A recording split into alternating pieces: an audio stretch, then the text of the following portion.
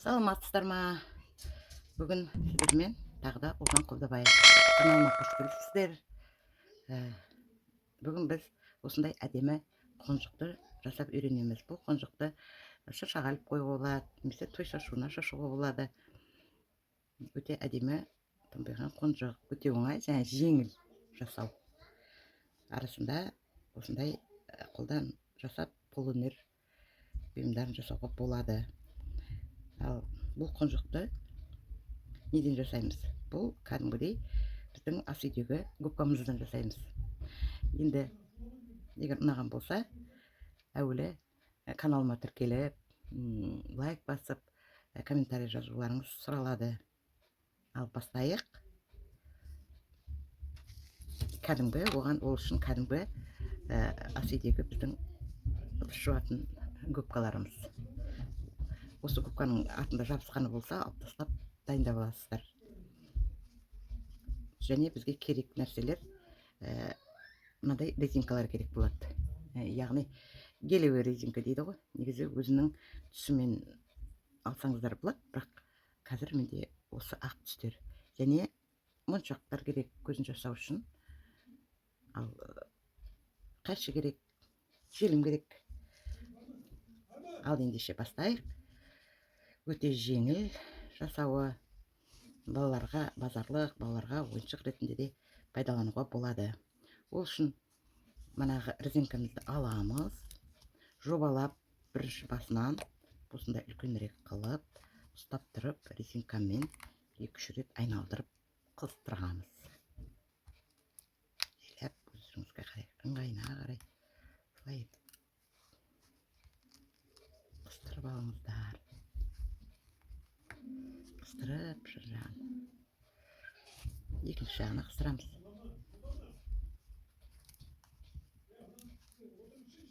Осылай жобалап алсаңыздар. Так. 2-3 рет, 4 ретпен қыстырып, реттеп асықпай жобасын.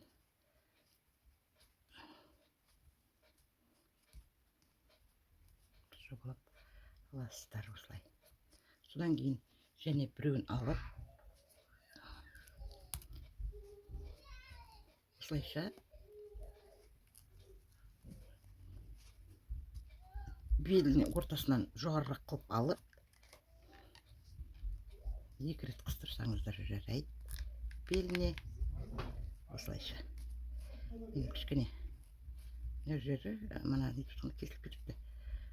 Содан кейін төменгі жағына міне әдемі шығып келе жатыр. Төменгі жағына тағы да молырақ етіп алып, резинкамызды 2-3 рет байлаймыз.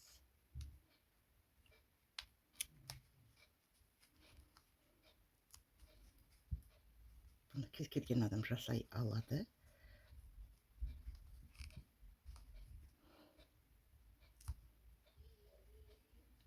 Міне. Және 3-ші жағынан, 2-ші жағынан тағы да осылай қыстырамыз.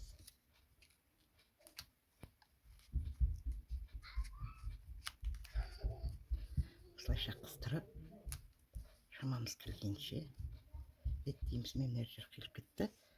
Шамалы бұны реттеп қиып тастайын.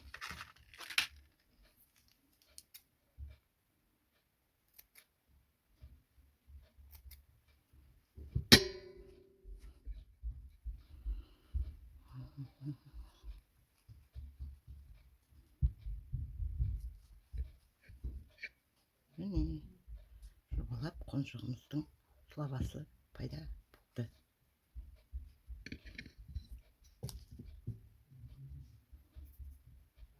Енді біздер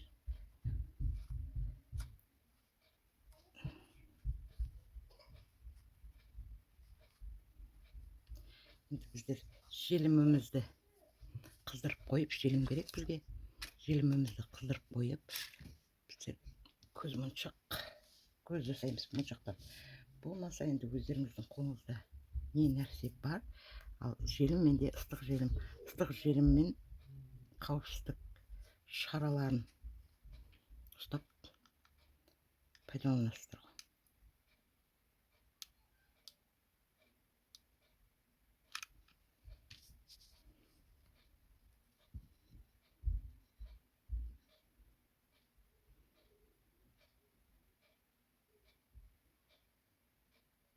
Кішкене осылай ұстап отырсаңыздар, көзі кішкене ішіне қарай кіреді осылай.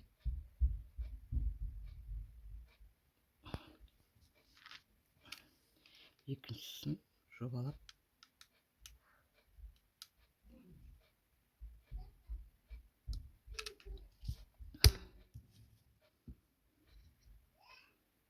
мен кішкентай ғана моншақ пайдаланып жатырмын.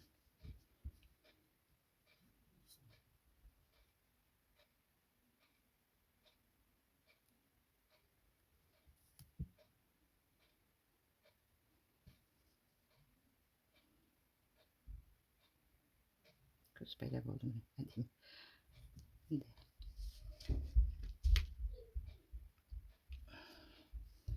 Енді аузы ма, мұрны ма?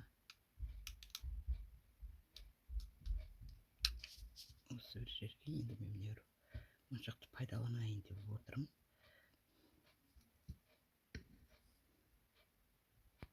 Ең бірінші керек жеріңізге түсіріп алып, содан кейін жайлап ішінен бастасаңыздар, ыстық желім теріге жабысып қалса болмайды. Бұл өліп түседі. Міне аузы тесік моншақ, ауыз сияқты болып әдемі болып таралып кетті.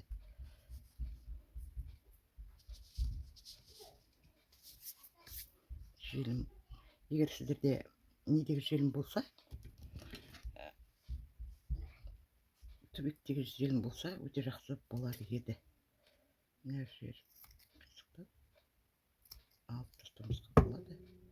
Артықтарын. Міне біздің негізгі қоншығымыздың түрі шықты. Енді осының мойнына мен бір қандай да бір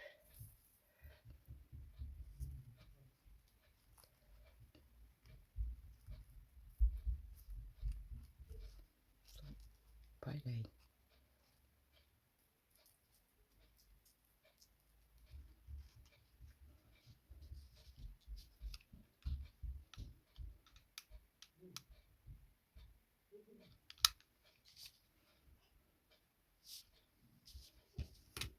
Ыстық желімнің бір жаманы адаммен бірге ілесіп жүреді. Менің белімдегі резинкам ағытылып кетті. Ыстық желімдерін көтерсем, байқамай анамен ағытылып кеткен жерде, мына жерде менде проблема болады.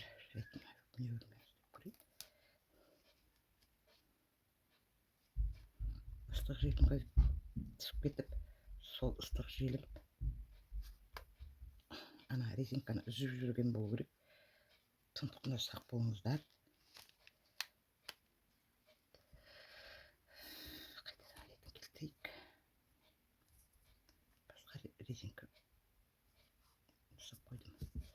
Енді мына жерімде ыстық желім кеуіп кеткен шығар. Мен мына өзімше резинкаға тимеуге тырысам. Жаңағы жаққан желім резинкаға тиіп кеткен болу керек.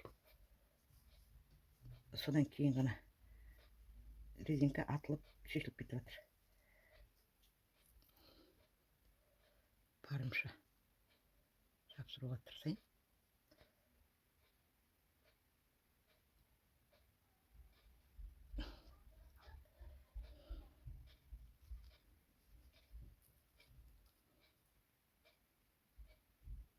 Шамал ұстап отырмасаң жұлынып кетіп жатыр.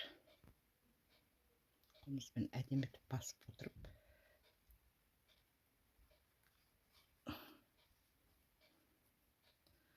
қиып алайын.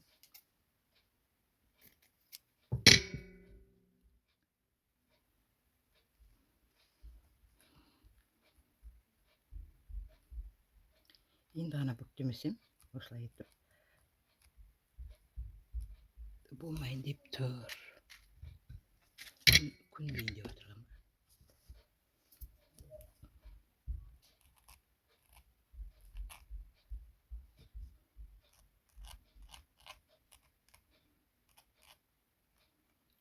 Шарфын әдемілейін деп ойлап едім. Қазір артық жерін мына жақтан желіммен жапсырып жіберем.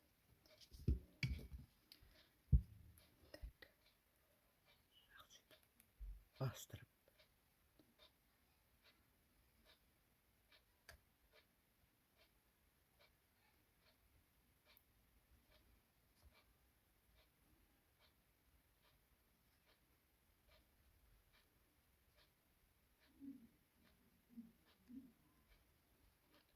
Әдем етіп мойнына шарп байлап шықтық.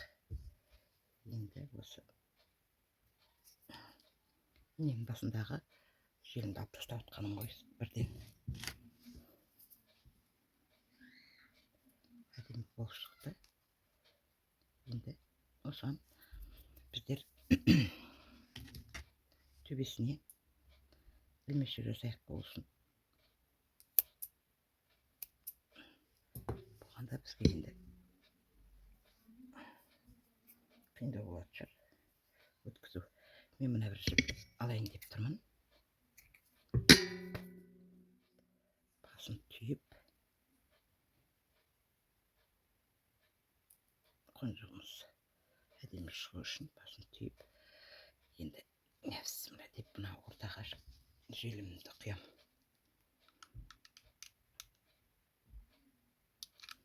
Желімді құйып шамам келгенше осы жерге осыны иненің басына орналастыруға тырысам. Ішіне қарата салып қысып тұрып инемді шығарып аламын.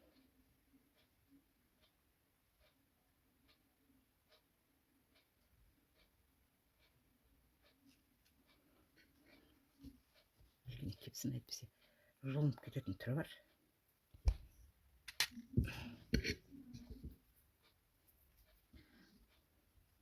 Осылай шықты міне.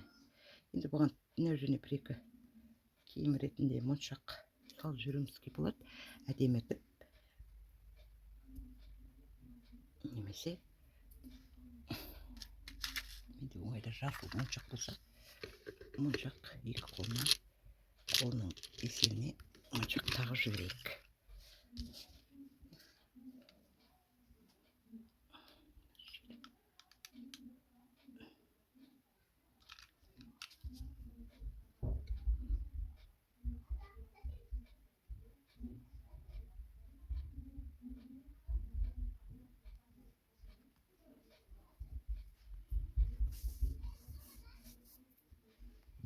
Екінші жағын істейік.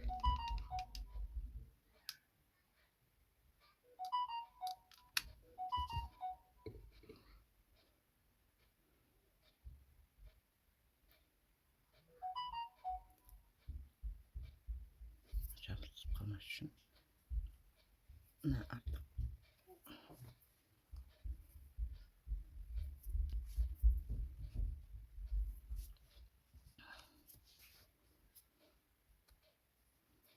міне бізде шыршаға ілетін мынаусын кішірек қылуымызға болады. Тағы бір ойыншық пайда болды. Өте керемет шықты. Енді өздерің көріп отқандай шыршаға тағы бір ойыншық таптық та. Құрметті каналыма келген қонақтарым, осылайша қолда бар заттан экологиялық таза, балалардың сынып берекетін алмайтын, жерге түсіп кетсе, осындай заттармен шыршаға ойыншық айдарынан тағы бір қонжық жасап болдық. Мінекей, егер ұнаған болса, каналыма тіркеліп, комментарий жазыңдар. Алдағы уақытта менің каналымдан қандай заттар көргілеріңіз келеді, сол туралы комментарийға жазып кетулеріңізге болады. Ал келесі кездескенше сау саламатта болыңыздар. каналында алыстамаңдар.